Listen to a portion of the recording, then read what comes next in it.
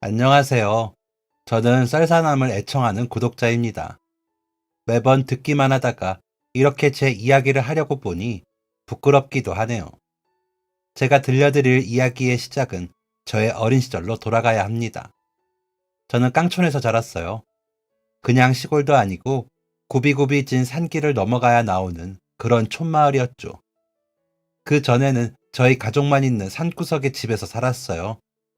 주변에 사는 사람들도 없었고 아버지가 한 번씩 마을로 내려가서 필요한 걸 가져오는 시기였습니다. 저는 그곳에서 태어나서 그곳에서 자랐습니다. 왜 그런 곳에서 자랐냐고 물어본다면 저는 모른다라고 대답할 수밖에 없어요.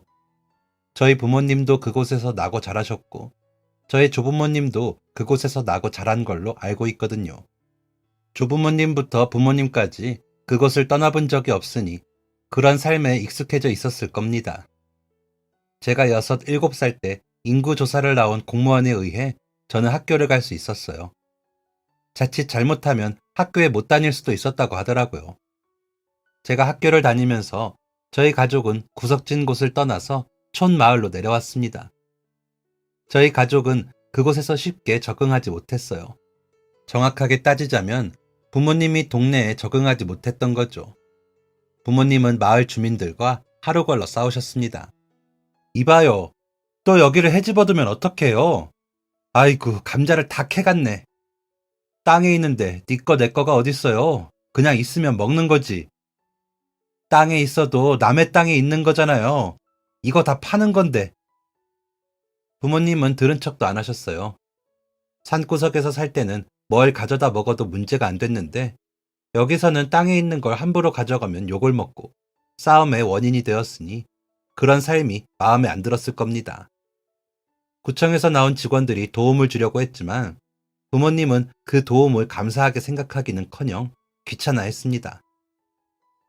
이러지 마시고 저희가 일자리를 연결해 드릴 테니까 일을 해보세요. 이렇게 다른 사람들이 심어놓은 거 함부로 가져가시면 안 돼요. 일을 해본 적이 있어야 일을 하지. 그러면 기술 같은 걸 배울 수 있도록 하는 것도 있어요. 이것도 싫으세요? 지금 와서 생각해보면 그 구청 직원은 정말 최선을 다했을 것입니다. 그 당시의 복지는 지금과 같지 않았으니까요. 구청 직원이 매일같이 와서 부모님을 설득했던 이유는 저와 동생들 때문이었어요. 아이들을 생각해서라도 직업은 가지셔야죠. 그러니까 나는 돌아간다니까. 우리가 살던 산속으로 들어간다는 의미였죠. 그렇게 하면 아이들 학교는 어떡하고요. 애들 학교는 다녀야죠. 그런데 거기로 들어가시면 애들은 어떡하고요. 그건 부모님은 저희의 학교까지는 이해하셨어요. 하지만 그 스트레스는 역설적이게도 저희에게 돌아왔습니다. 너네 때문에 여기까지 내려와서 무슨 고생이라니. 그냥 거기서 쭉 살았으면 이런 취급도 안 받았을 텐데. 여기는 너무 안 되는 게 많아. 이 이야기를 매일같이 듣다 보면 사람들과 함께 당연한 교육을 받는 게 이상하게 느껴집니다. 그래서 저는 학교를 다니는 것에 큰 죄책감을 가지게 되었어요. 그래서 부모님이 하라는 대로 부모님의 심기를 거스르지 않는 행동을 하는 게 당연해졌습니다. 저희 가족이 살던 곳은 물도 안 나오는 곳이었습니다. 당연히 화장실도 없었죠. 화장실을 가고 싶으면 아주 어두운 밤에도 숲길을 따라가서 볼일을 봐야 했죠.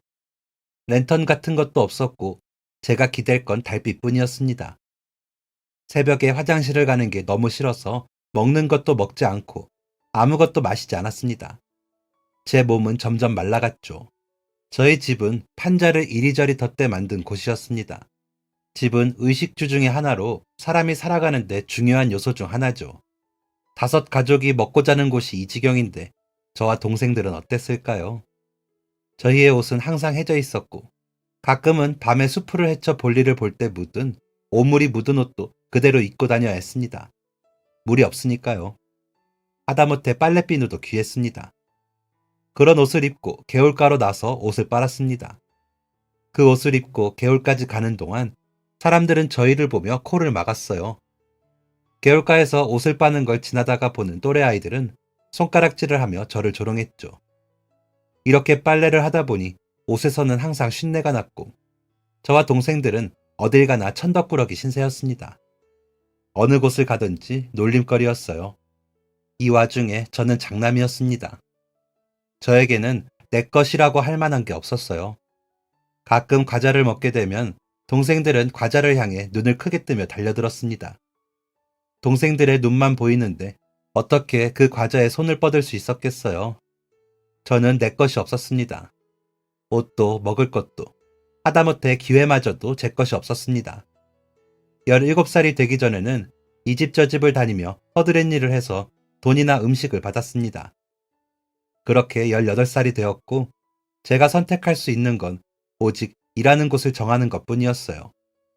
부모님의 동생들은 먹고 자는 것만 챙길 뿐 그 외의 것을 챙기지 않았기 때문에 저는 시골집에서 계속 있고 싶었지만 돈을 빨리 벌어서 집으로 돌아오려면 서울에서 터를 접는 것만이 방법이라고 생각했습니다. 저는 울고 있는 동생들을 뒤로하고 서울로 향했습니다. 계속해서 인연을 이어온 구청 직원분과 허드렛 일을 시켜주던 분들이 주신 아주 적은 돈을 가지고 혈혈단신으로 올라온 저는 서울의 크기에 깜짝 놀랐습니다. 일단 도착하면 시골에서 했던 대로 허드렛 일을 할 수 있을 거라고 생각했는데 절대 불가능할 것 같았어요. 저는 좌절했고 다시 시골로 돌아가려고 했으나 돈은 잃어버린 건지 소매치기를 당한 건지 그나마 남아있던 돈까지 잃어버리고 말았습니다. 어디로 갈지도 모르고 무엇을 해야 하는지도 모르던 저는 그곳에서 노숙 생활을 시작했습니다. 노숙자들과 대화를 하면서 제가 얼마나 대책 없이 올라왔는지 알겠더라고요. 그렇게 노숙자 생활에 익숙해질 즈음 노숙자들에게 밥을 주는 봉사자들을 만나게 되었습니다. 그들과 3번 정도 봤을 때 그 사람들은 저에게 관련 시설을 소개해 준다고 했고 다른 노숙자들에 비해 재기에 의지가 있던 저는 봉사자들의 도움을 받게 되었어요. 그곳에서 교육을 받고 일을 시작하게 되었습니다. 그렇게 열심히 일했고 저도 사람처럼 사는 법을 배웠어요.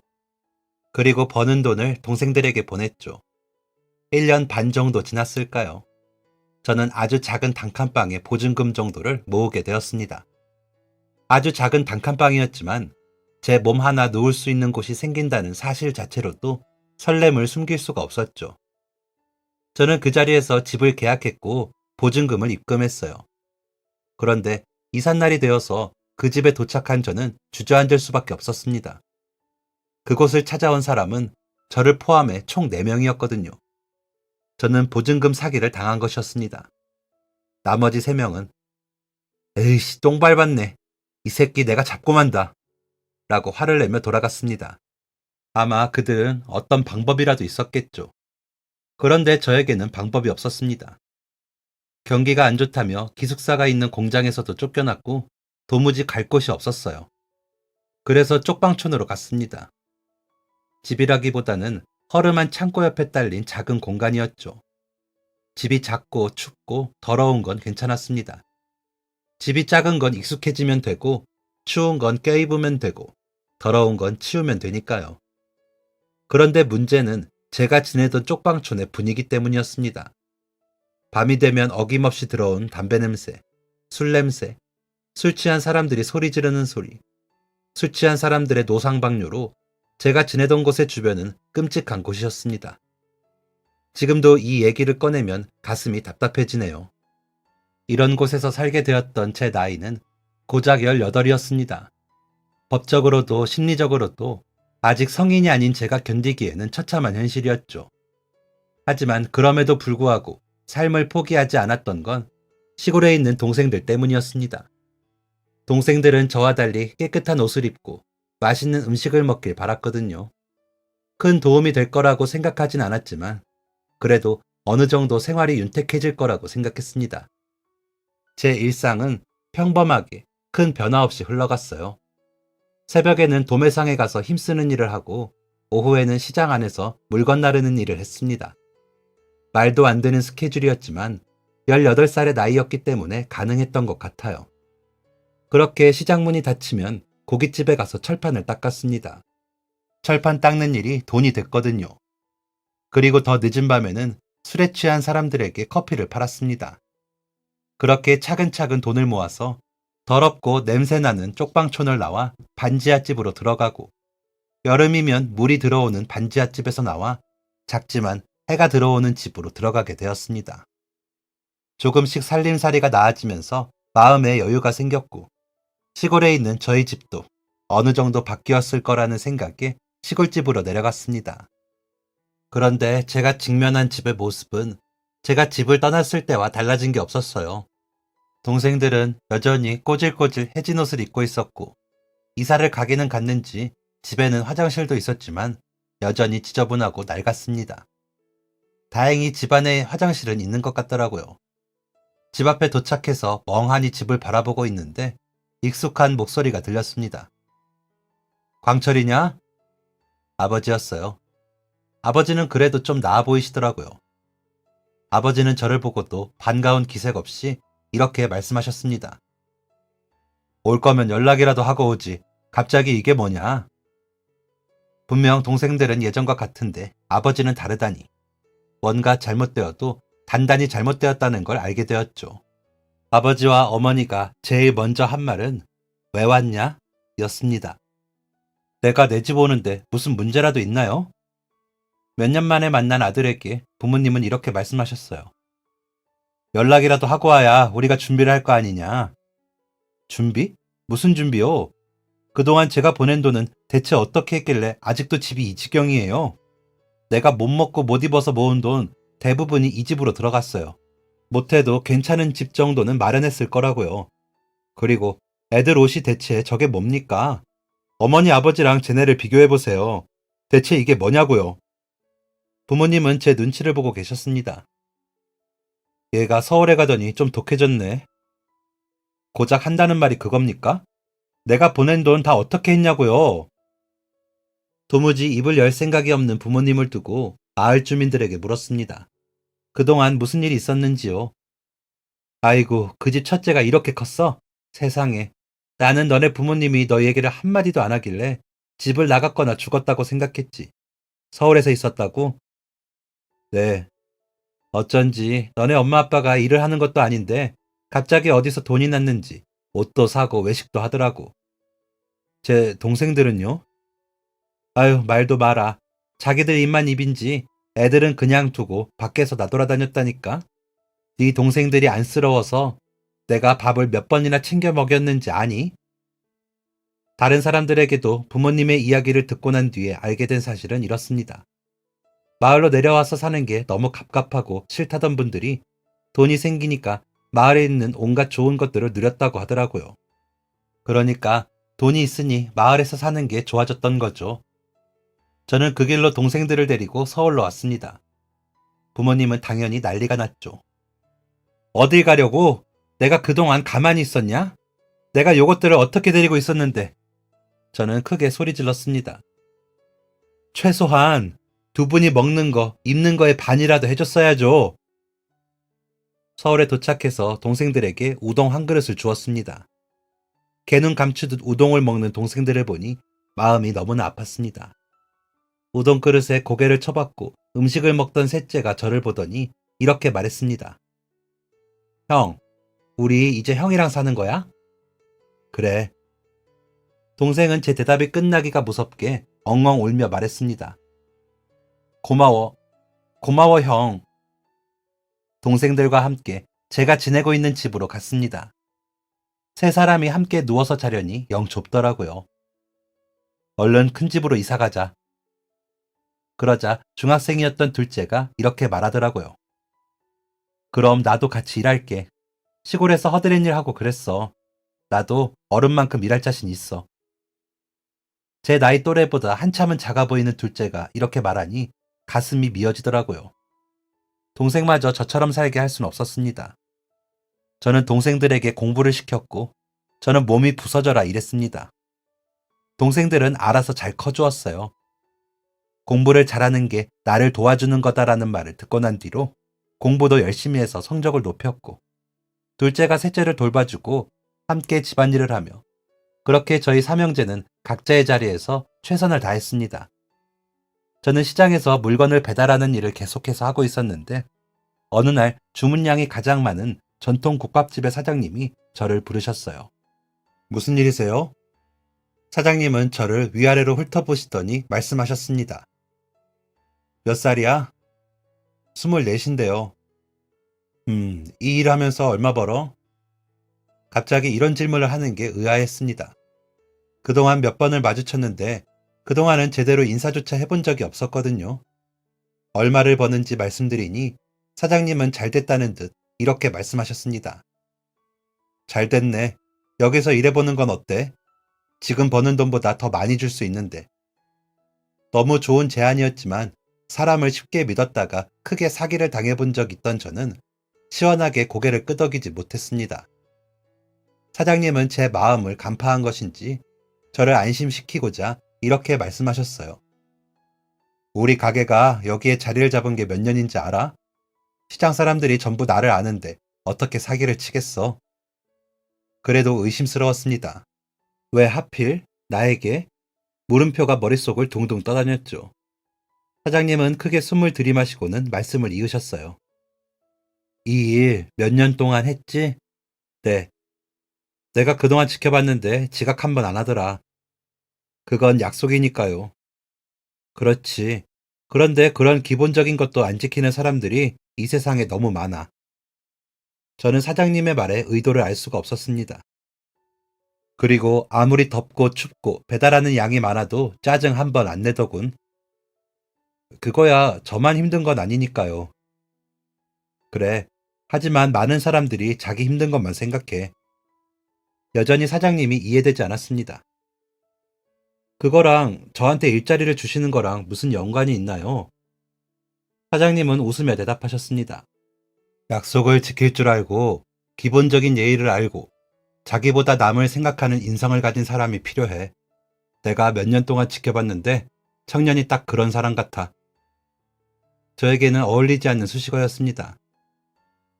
저는 그런 칭찬을 받을 만한 사람이 아니에요. 저는 배운 것도 없고 할 줄 아는 거라고는 이렇게 힘쓰는 일뿐이고. 사장님은 태연하게 대답하셨어요. 차라리 아무것도 모르는 사람이 나아. 어디서 조금 주워들은 거 가지고 아는 척하는 놈들은 말이 너무 많거든. 그런데 자네처럼 백지 같은 사람은 무슨 말을 해도 그대로 받아들이지. 그리고 학력이 높다고 일 잘하고 착한 사람이 되지는 못해. 나랑 일하면 지금 배달일 하는 것보다 더 많이 쳐줄 수 있어. 그리고 아마 다른 일도 하고 싶을 것 같은데. 맞지? 저는 고개를 끄덕였습니다. 가게 문 열기 전부터 문 닫은 다음까지 일하면 직원으로 쳐줄게. 그러면 웬만한 직장인들이랑 비슷하게 받을 거야. 물론 일하는 시간은 길겠지만. 월급은 연차가 높아질수록 높여주는 걸로 하고. 어때? 새벽에 나와서 밤늦게 들어가도 자네가 평소에 일하는 시간보다 적지 않나? 사장님은 저를 정말 오랫동안 지켜본 것이 분명했습니다. 사장님의 제안은 나쁠 게 없었어요. 저는 사장님의 말에 동의했고 사장님의 국밥집에서 일을 시작했습니다. 처음에는 일하는 내내 엉덩이가 의자에 붙어본 적이 없었습니다. 그런데 시간이 지나고 요령이 생기면서 가게 일에 적응하게 되었어요. 그렇게 10년이 되었고 이제는 사장님 없이도 충분히 가게를 돌볼 정도의 능력을 가지게 되었습니다. 10년이면 강산도 변한다죠. 저와 동생들은 방 2개짜리 빌라에 들어갔고 둘째는 대학에 입학한 후 군대에 갔습니다. 막내는 아직 고등학생이었고요. 저는 제 삶에 충분히 만족하고 있었습니다. 사람답게 사는 것, 그게 제 인생의 목표였으니까요. 그런데 식당에서 일한 지 만 10년이 되던 날 사장님이 저를 부르셨습니다. 광철아, 네가 여기서 일한 지 10년이나 됐지? 네, 벌써 그렇게 됐네요. 사장님은 감회가 새롭다며 이렇게 말씀하셨습니다. 10년이면 참 긴 시간이지. 사장님은 생각에 잠긴 듯한 모습이었습니다. 한참 동안 무언가를 생각하던 사장님은 갑자기 광철아, 나는 내 인생에 미련이 없다. 대대로 물려받은 가게도 지금까지 잘 운영했고 난 부럽지 않은 인생을 살았다고 생각해. 그런데 딱 한 가지 아쉬움이 있다면 나한테 자식이 없다는 거야. 사장님에게는 자녀가 없었습니다. 사모님과 병원도 다니고 할 수 있는 모든 걸 했지만 아이가 생기지 않았다고 했죠.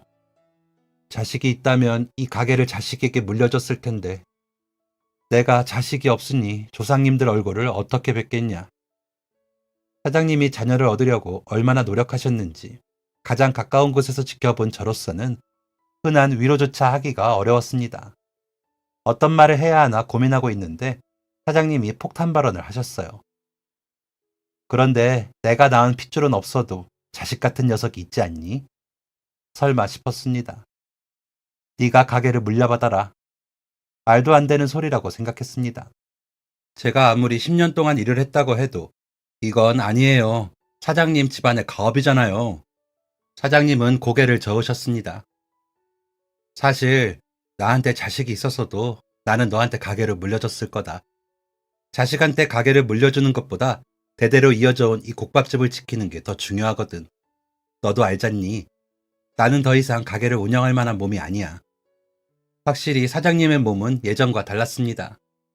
자리에 앉고 일어나는 것도 힘들어 하셨고 손님들과 대화를 나누는 것조차 체력이 딸려 힘들어 하셨거든요.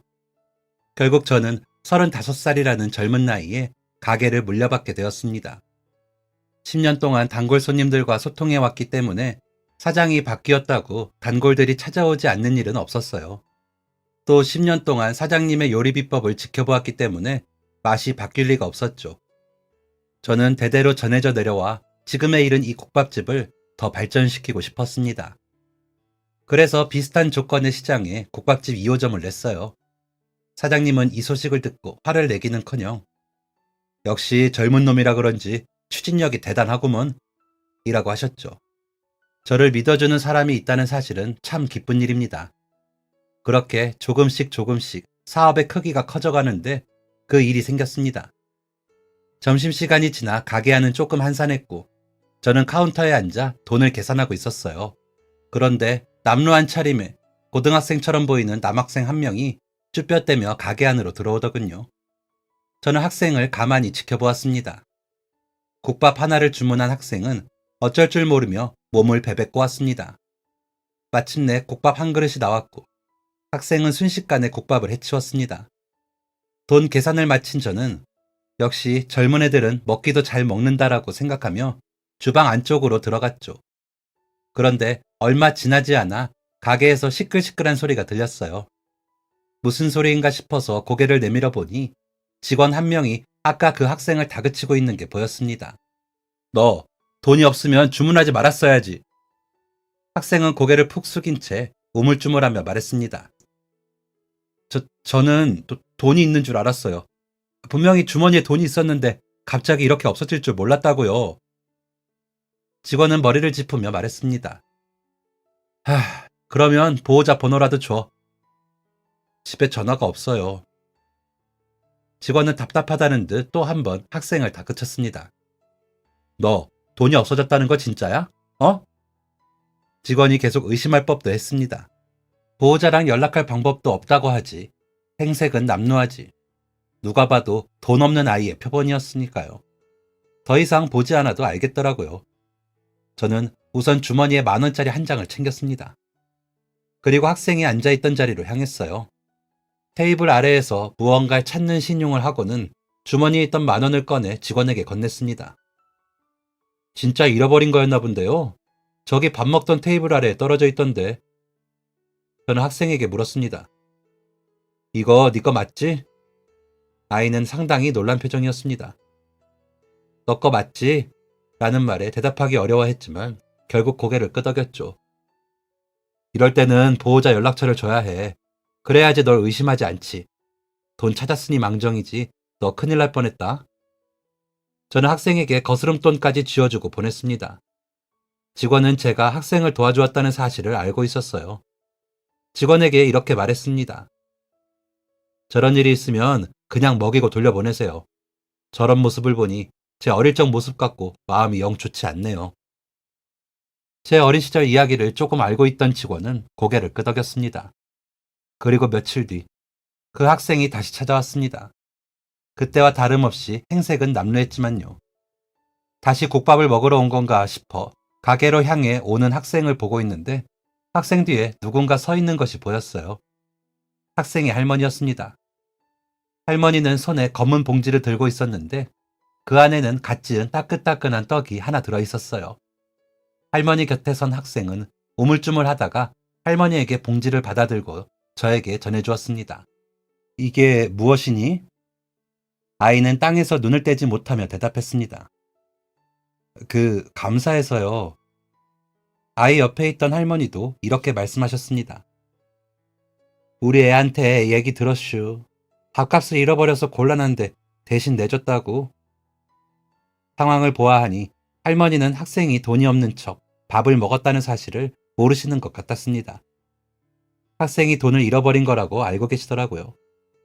저에게 온 것도 할머니의 손에 이끌려서인 것 같았습니다. 저는 할머니에게 물었습니다. 식사는 하셨어요? 아니요. 아직 밥 때가 아니라서요. 그럼 와서 식사라도 하고 가세요. 할머니는 손사래를 치며 거절하셨습니다. 학생도 마찬가지였어요. 아니에요. 괜찮아요. 아마 외식을 하기 어려운 형편이기 때문이겠죠. 에이, 들어와서 드세요. 가게 손님이 아니라 제 손님인데 그냥 돌려보낼 수는 없죠. 원래 집에 온 손님은 배불리 돌아가게 해야 하잖아요. 할머니와 학생은 마지못해 가게 안으로 들어왔습니다. 저는 할머니가 주신 봉투를 들어보이며 말했습니다. 이렇게 맛있는 떡도 주셨는데 식사 한 끼 대접을 못하겠어요? 저는 주방에서 국밥 2개를 가지고 돌아왔습니다. 어서 드세요. 처음엔 힐끗거리며 눈치를 보던 할머니와 학생은 국밥을 한술 뜨자마자 허겁지겁 밥을 먹었습니다. 저는 그렇게 두 사람을 배웅했고 이렇게 인연이 마무리되는 줄 알았습니다.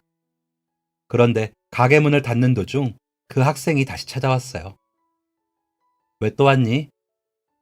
혹시 배가 고파서 온 것이라면 밥을 줘야 하는데 이미 마감을 한 상태라 만약 아이가 배고픈 거라면 다른 곳에서 밥을 사다 먹여야겠다 라는 생각까지 하던 찰나에 아이가 말했습니다. 저기 국밥값은 꼭 갚을게요. 국밥 3그릇 값 맞죠? 주먹을 말아쥐고 결연하게 소리치는 학생을 보니 귀엽기도 하고 짠하기도 하더라고요. 괜찮아. 아저씨가 선물한 거라고 생각해. 학생은 고개를 저으며 말했습니다. 아니요, 그럴 수는 없어요. 할머니랑 갔을 때는 그렇다 쳐도 저 혼자 갔을 때는 분명히 제가 잘못한 거였잖아요. 솔직히 많이 혼날 줄 알았어요. 배가 고파서 저도 모르게 그런 거였는데 배를 채우고 나니까 정신이 들더라고요. 변명하듯 말을 쏟아내는 학생을 보니 제 옛날 생각이 났습니다. 밥은 먹었니? 저는 학생을 데리고 근처의 해장국집으로 들어갔습니다. 학생은 이미 충분히 얻어먹었다며 들어가지 않으려고 했지만 겨우겨우 들어앉혔습니다. 그리고 학생에게 물어봤어요. 할머니가 가져다 주신 떡, 그거 파는 거지? 학생은 고개를 끄덕였습니다. 매일 떡을 조금씩 만들어서 시장에서 파세요. 많이는 아니고 아주 조금씩이라서 얼마 벌지도 못하고요. 그래도 할머니가 아프시기 전에는 그 돈으로 어찌어찌 둘이 살았는데 할머니가 편찮아지신 뒤로는 턱없이 부족했어요. 그런 사정이 있다니 저는 학생의 말에 귀를 기울였습니다. 부모님은? 조심스럽게 물었습니다. 그런데 조심스럽게 물어본 것 치고 학생은 별 반응이 없었어요. 마치 이런 질문을 많이 받아본 사람 같았죠. 없어요. 응? 아버지는 누군지도 모르고 어머니는 저를 낳자마자 할머니에게 맡기고 사라졌어요. 숙연해지는 대답이었습니다. 이 사실을 받아들이기까지 얼마나 큰 상처를 받았을지 감도 안 잡히더라고요. 그런데 뒤이어서 나오는 대답은 매우 충격적이었습니다. 사실 저는 할머니 친손주가 아니에요. 뭐라고? 학생은 이 말을 하면서도 덤덤했습니다. 그게 무슨 말이니? 초등학생 때였나? 저는 엄마를 처음 봤어요. 집에 들어왔더니 할머니가 차려준 밥을 먹고 있더라고요. 누구냐고 물어보니까 할머니가 대답해 주셨어요. 엄마라고. 그런데 엄마라는 사람은 할머니 말을 비웃으면서 학생은 목이 막히는지 물을 한 잔 마시고 말을 이었습니다. 쟤 아직도 키워? 라고 하더라고요. 이 말을 면전에 대고 들었으니 얼마나 상처가 됐을까요? 그때는 그게 무슨 말인지 몰랐는데 할머니한테 돈을 받아들고 집을 나서던 엄마가 저를 보면서 이렇게 말했어요. 야, 너 우리 엄마한테 감사해라. 우리 엄마 아니었으면 너 그대로 라고. 뒤에 무슨 말을 했는지 그때는 몰랐어요. 저는 물었습니다. 뒤에 무슨 말을 하려던 거였는데 할머니가 말을 못하게 입을 막고 엄마를 내쫓았어요. 그런데 알고 보니 엄마가 하려던 말은 고아원이었어요. 뭐? 엄마는 저를 맡겨놓은 뒤로 처음 집에 찾아왔을 때 할머니에게 제가 친손주가 아니라는 걸 말했대요.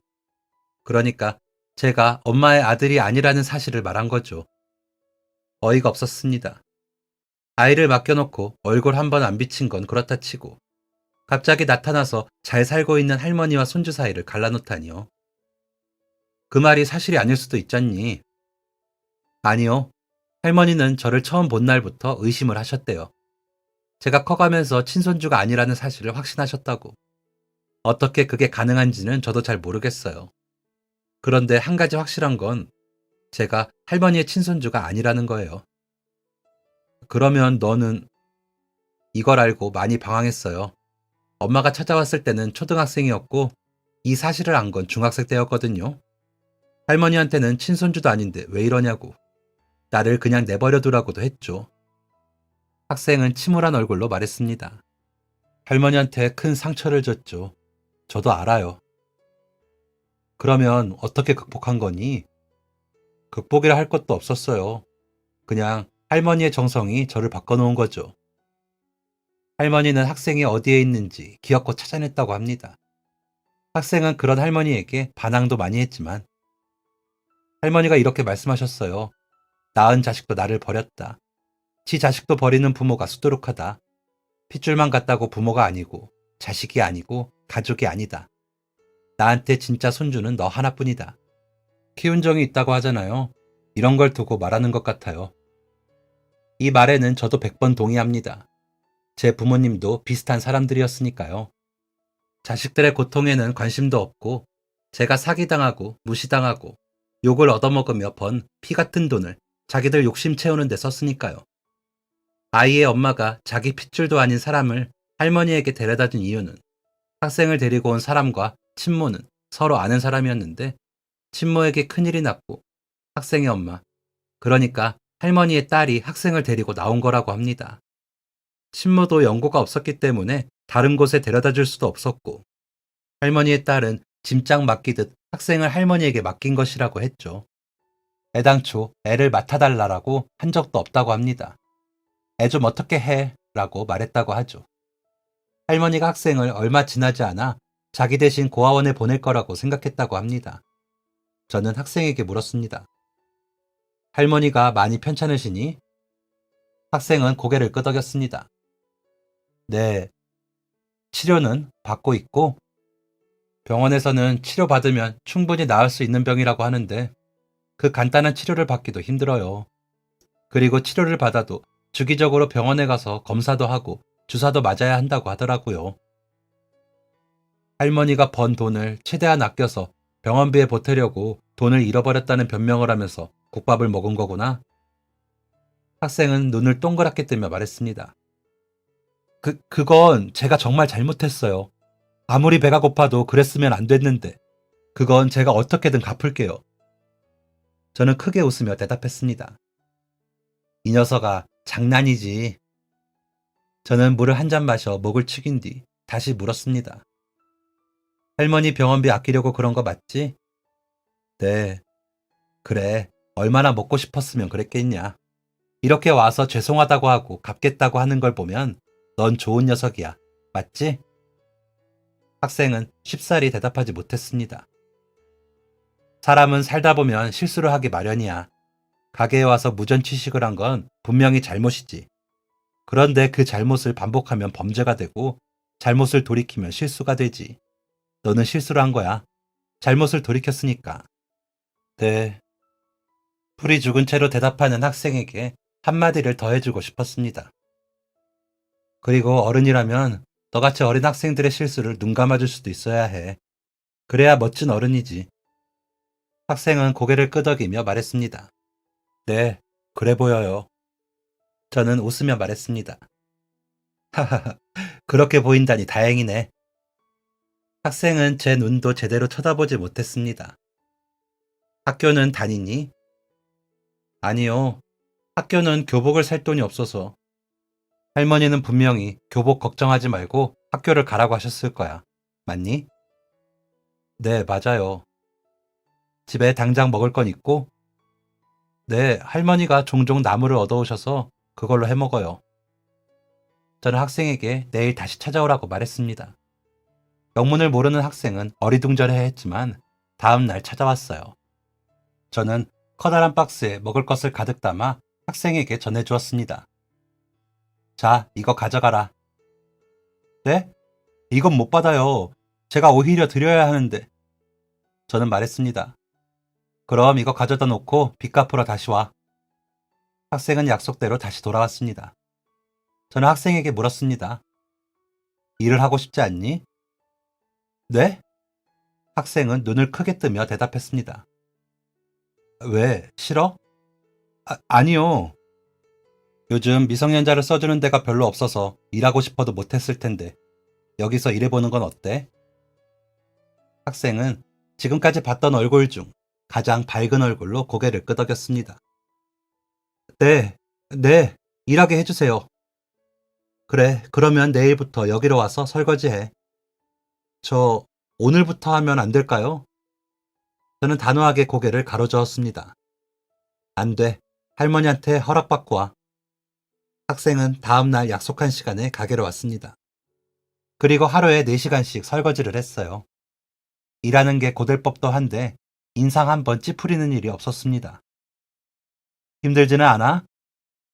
학생은 밝게 웃으며 대답했습니다. 안 힘들어요. 학생이 일한 지 첫 2달은 주급으로 주었습니다.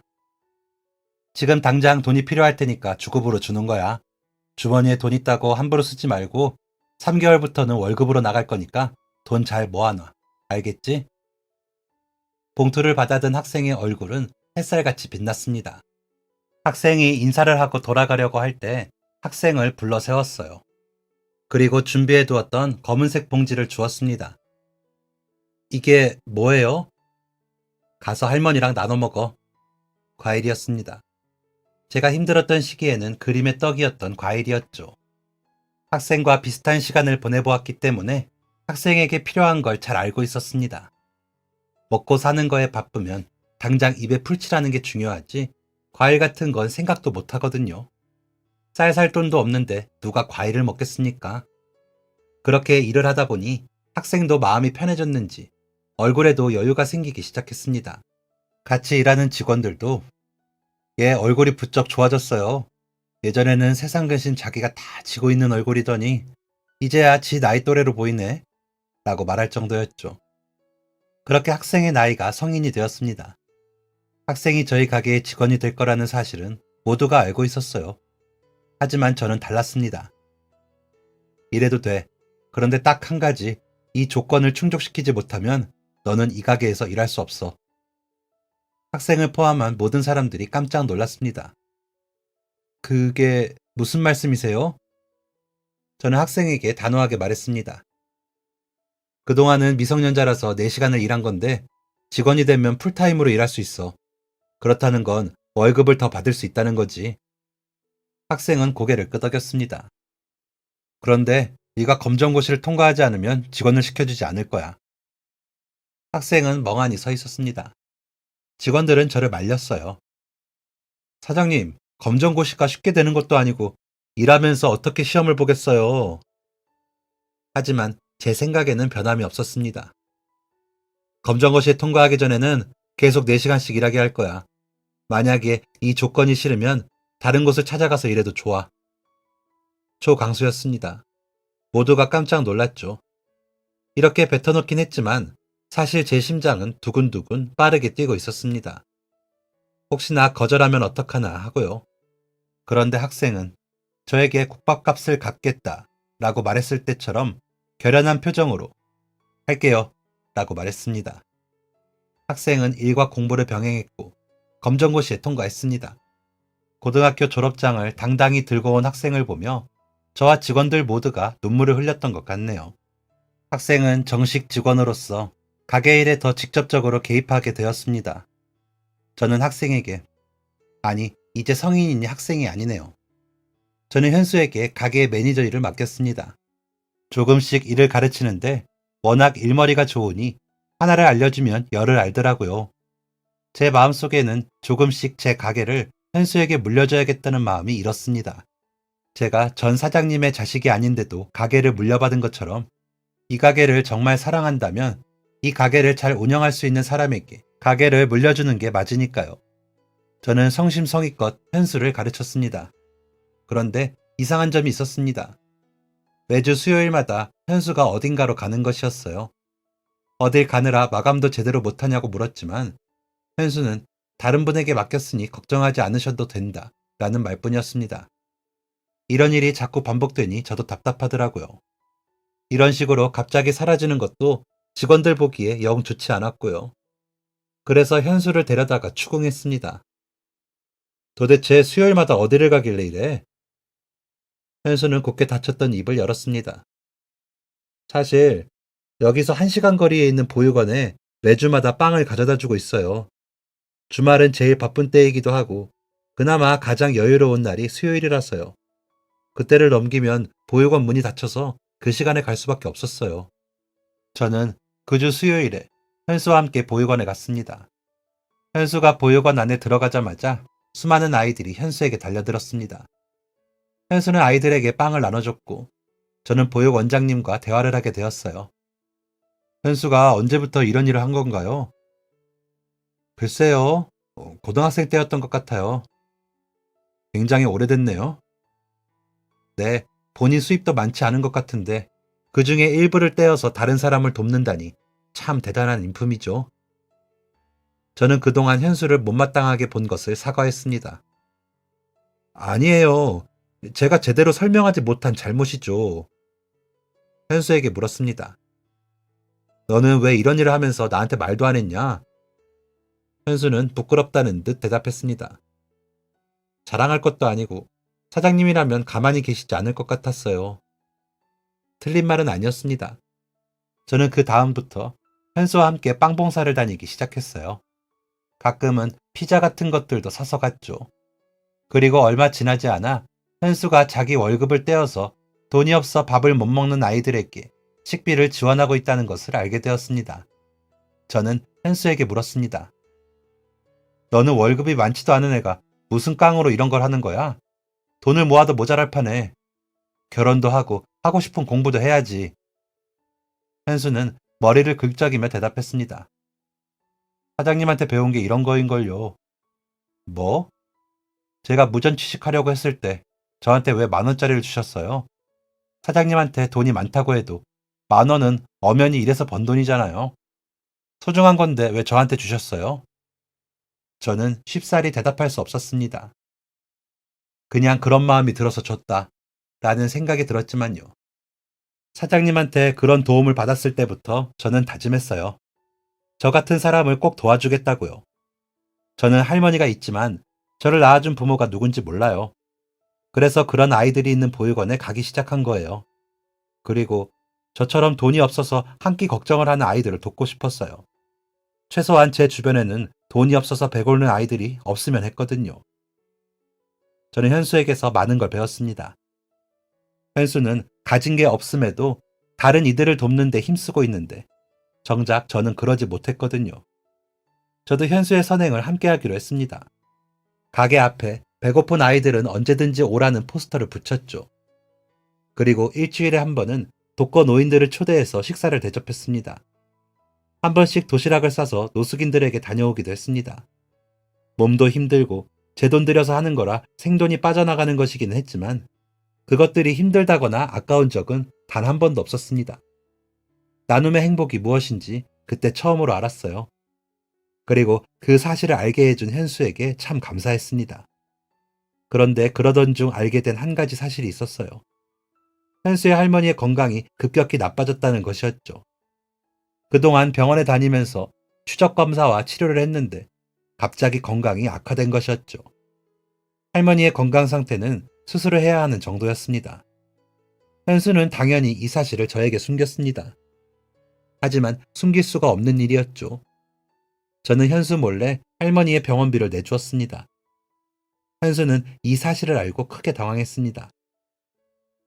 그걸 사장님이 왜 내셨어요? 저는 현수에게 대답했습니다. 네가 나보다 훨씬 어리지만 너한테 참 많은 걸 배운다. 좋은 선생님한테 보답하는 건 당연한 게 아니겠니? 그래도 저는 사장님한테 배운 대로 한 것뿐인데요.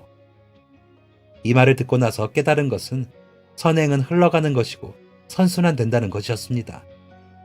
제가 그때 현수를 돕지 않았더라면 현수가 보육원 아이들을 돌보지도 않았을 것이고 저도 그 행동에 동참하지 못했을 것입니다. 그래서 저는 지금도 선행을 흘려보내는 삶을 살려고 노력하고 있어요. 여러분은 어떤 노력을 하고 계시나요? 제 사연은 여기까지입니다. 지금까지 제 이야기를 들어주신 분들 모두에게 감사드립니다. 지금까지 사연 들어주셔서 감사합니다. 사연이 재밌으셨다면 구독과 좋아요를 눌러주세요. 감사합니다. 안녕히 계세요.